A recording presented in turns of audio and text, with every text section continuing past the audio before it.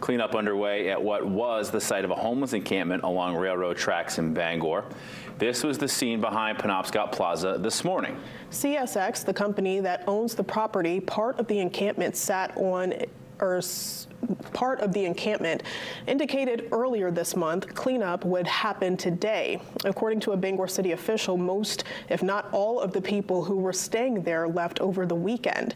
Crews collected any items that remained using heavy machinery to throw them into a dumpster. We saw at least one person who previously identified himself as a resident of the encampment picking through items and packing some up.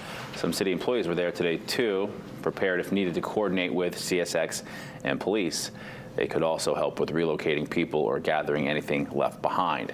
A spokesperson for CSX said they anticipate the cleanup and remediation efforts will be finished tomorrow morning. In a statement, they said, in part, quote, "The safety of our employees and the surrounding community is and will always be our top priority. Railroad rights of way are active, hazardous environments, and entering railroad property without permission is illegal and can result in serious or fatal injury." We have the full statement on our website. This topic is part of a city council workshop this evening. We have a reporter there, and we'll have updates on our shows later tonight.